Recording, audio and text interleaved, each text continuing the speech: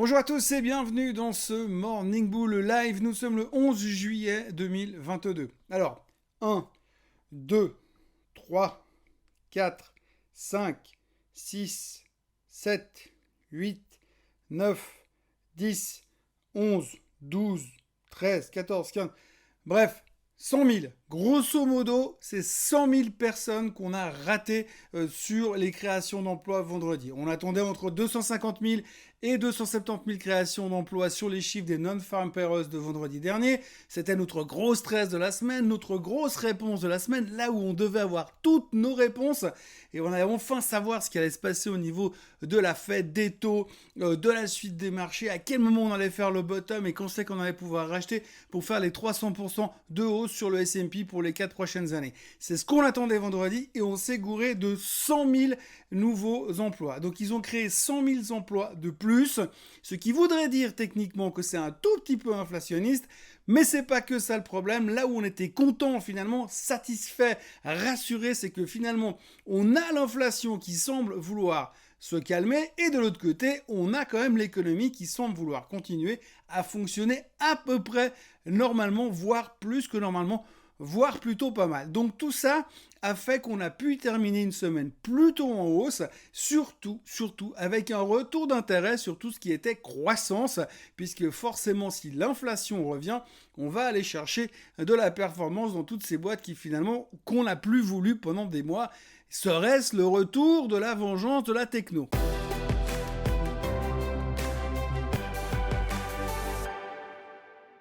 Donc effectivement, nous sommes dans un environnement de marché où on se pose beaucoup de questions. On l'a vu la semaine dernière que finalement les matières premières avaient commencé à baisser. On a un reflux des matières premières, on a le pétrole qui baisse, on a le cuivre qui baisse, on a le blé qui baisse, on a un peu tout qui revient.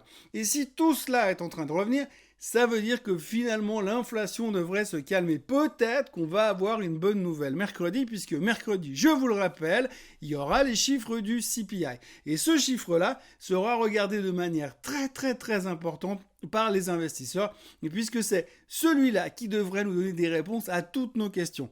Toutes nos questions, à savoir, est-ce que la Fed va continuer à monter les taux? Combien de temps? Sous quelle forme? À coût de 0,75, de 0,5, de 1,5?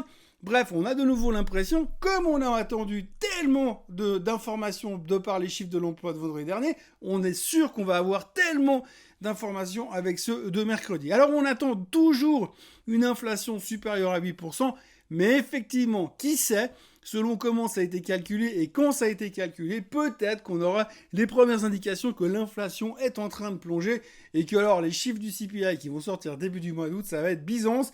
Génial, tout va bien dans le meilleur des mondes et plus rien ne peut nous empêcher de rebondir définitivement. Donc l'interrogation que nous avons maintenant, c'est de savoir si vraiment on est dans une phase de rebond ou pas. Si vous regardez un petit peu les informations qu'on a dans les médias financiers depuis quelques jours, on a une conviction assez proche de 50, 60, 70%, on va dire, d'experts qui viennent nous dire que quelque part, on va trouver un bottom dans tout ça. Parce que le marché va encore s'en sortir une fois. L'économie va s'en sortir une nouvelle fois. La Fed aura fait ce qu'il a fallu. Elle a monté les taux, elle a freiné l'inflation, elle a fait baisser les matières premières. C'est tout ça, grâce à ses petits bras musclés, que la Fed a réussi à faire bouger la psychologie des investisseurs. Et là, depuis quelque temps, on est en train de se dire peut-être qu'on est en train de faire un fond et que quelque part, là autour où on est, on va trouver l'occasion de racheter à bon marché pour pouvoir évidemment profiter de ce nouveau bull market qui va inévitablement démarrer dans les prochains mois. Il faut savoir qu'en moyenne, on sait que les bear markets, ça dure entre 12, 14, 18 mois, ça dépend où vous regardez un petit peu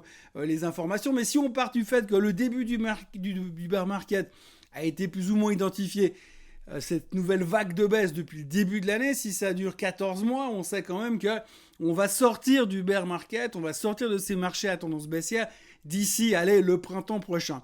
Donc ça veut dire qu'entre deux, ça veut pas dire qu'on va aller faire le bottom au printemps prochain. Ça veut simplement dire qu'on va faire le bottom quelque part d'ici la fin de l'année, on va dire ça comme ça. C'est pas très précis comme science, de toute façon on sait tous que la finance n'est pas une science exacte. Donc on va chercher un petit peu les indications pour se dire à quel moment on va trouver ce point bas. Je vous l'ai déjà dit, répété moult et moult fois dans ces Morning Bull Live. On sait qu'en général, dans les années de campagne mi-mandat aux États-Unis, en général, le bottom se fait dans le 3e trimestre, donc entre maintenant et fin septembre. Donc la grande question qu'on se pose, c'est est-ce que là, on est en train de le faire là maintenant, ou est-ce qu'on va avoir une mauvaise saison des résultats, et ensuite, ça ira peut-être un peu mieux après. Alors pour l'instant, justement, ça tombe bien, parce que la saison des résultats, elle commence demain, pour de vrai. On va dire ça comme ça, parce qu'à un moment donné, il faut bien déterminer une date. Eh bien, la date, ce sera le 12 juillet. Demain, on aura Pepsi Cola qui va ouvrir les feux. Et puis après, on va enchaîner avec JP Morgan, avec Wells Fargo, les financières. La semaine prochaine, Goldman Sachs et tutti quanti. Et puis après, on passera du côté de la croissance, justement, qui sont en train de redevenir en odeur de sainteté. D'ailleurs, quand on regarde le graphique du Nasdaq aujourd'hui, c'est assez intéressant de voir comment il est bien remonté ces derniers temps et comment il est revenu juste sous la moyenne mobile des 50 jours. Alors de deux choses l'une, quand on regarde les stochastiques sur le Nasdaq, on a l'impression qu'on est clairement suracheté. Et alors si on arrivait à casser par miracle cette moyenne mobile des 50 jours, peut-être les choses pourraient changer. Mais pour l'instant, on est quand même suracheté, on se demande où c'est qu'on va trouver toute cette énergie pour pouvoir repartir dans cette vague haussière. Et c'est vrai que quand on voit comment les chiffres sont perçus jusqu'à maintenant, et ont été perçus jusqu'à maintenant, les chiffres trimestriels, eh bien j'ai quand même l'impression que si vous avez le moindre petit grain de sable à l'intérieur de la publication de vos chiffres trimestriels, eh bien le titre va se faire démonter. Même s'il a déjà perdu 30 ou 40% depuis 3 mois. C'est pas grave, c'est démonté. On n'aime pas rater le moindre petit détail ne sera pas pardonné, et c'est ce qui pourrait créer encore pas mal de secousses ces prochains temps. Donc est-ce que tout ça veut dire qu'on va retourner de nouveau au plus bas, rechercher un nouveau plus bas pour aller trouver finalement ce point final à ce bear market? On revient toujours dans ce cycle de l'investisseur. Moi, j'ai vraiment ce côté très psychologique qui me dérange, parce qu'aujourd'hui, j'ai l'impression qu'on n'a jamais capitulé. Et il y a toujours beaucoup trop de monde qui sont là en train de se dire « Oui, mais moi, j'attends parce qu'un jour, ça remontera. » Et en général, les cycles baissiers ne se terminent pas avec une certitude et une confiance à ce point-là. Et la deuxième chose aussi, c'est qu'en général, les médias, la radio, la télévision et tutti quanti, ils nous invitent, nous, les experts en finance, entre guillemets, bien que je ne me mette pas forcément dans le groupe, mais les experts en finance, à venir à la télé pour expliquer pourquoi ça baisse, pourquoi c'est la fin du monde. En général, quand la télé s'en mêle, quand les grands médias s'en mêlent, c'est là où on commence à faire le bottom. Mais pour l'instant, on n'en parle pas du tout. Bon, il faut dire que c'est des vacances, que les volumes sont au plus bas et que les gens ont bien d'autres préoccupations pour le moment que de savoir où va s'arrêter le bottom. Mais enfin, notre question à nous, c'est là, qu'est-ce qu'on fait à ce moment-là? Et tout ça est en train de tourner dans nos têtes en plein milieu de l'été, et on aura peut-être des réponses à partir de mercredi. Pour le reste, eh bien, ce qu'il faut retenir, surtout la nouvelle de ce début de semaine, eh bien, c'est le deal Twitter qui a capoté, qui est tombé à l'eau. Alors, faut être très franc entre vous et moi, c'est pas une énorme surprise. On savait bien que Elon Musk, à l'époque où il a fait le deal sur Twitter, c'était beaucoup trop cher par rapport à là où est le marché aujourd'hui. Il faut dire aussi que derrière, il y a eu beaucoup trop de petits problèmes du type ces fake accounts qui traînent derrière, où on ne sait pas trop comment on peut pricer la société. Donc du coup, beaucoup de doutes derrière l'histoire de Twitter. C'est pas une grande surprise. Donc vendredi, il a annoncé que c'était terminé. Alors, c'est terminé pour l'aspect financier et bourse. Par contre, là où on va commencer à s'occuper, c'est le procès. Oui, parce que normalement, monsieur Elon Musk, il va devoir payer $1 milliard à Twitter. Alors, Twitter, ils ont déjà réclamé leur $1 milliard, mais ils veulent plus que ça, parce qu'il y a eu des dommages et intérêts. Vous connaissez les États-Unis, on va forcément trouver un truc comme quoi, attention, le café, c'est chaud, faut pas le renverser sur vous, parce que si on vous prévient pas, on peut vous coller un procès. Donc, aux États-Unis, tout est possible. Twitter va demander plus. Elon Musk a déjà engagé les meilleurs avocats du monde, et autant dire qu'il a les moyens d'engager les meilleurs avocats du monde, pour lutter contre la réclamation de ce milliard, et si possible, s'il pouvait ne rien payer, ça l'arrangerait. Bon, c'est pas qu'il est dans le besoin, mais franchement, $1 milliard, eh bien, ça arrange tout le monde de les avoir dans la poche, plutôt que dans la poche de l'autre. Donc du coup, maintenant, on rentre dans la phase procès Twitter. On a eu le procès Johnny Depp, Amber Heard, maintenant on va passer dans le procès Twitter, Elon Musk. Voilà, le nouveau feuilleton de l'été. Ça va pas changer grand-chose au cours de bourse. Twitter s'est fait taper dessus en fin de semaine dernière. C'est pas une monstre surprise. Maintenant, la question, c'est quel est le futur de Twitter? Eh bien ça, on a largement tout l'été, voire le début de l'automne, pour y répondre. Pour le reste aussi, on notera l'arrivée des Uber Files, donc après les Panama Papers et tutti quanti, nouvelle enquête journalistique sur les pratiques monstrueuse et pas jolie de la part de Uber. Pression sur les chauffeurs, pression sur les gouvernements, accord secret avec un type qui s'appelle Emmanuel Macron en France. Enfin, des trucs comme ça qui mettent une sacrée mauvaise image de marque sur Uber.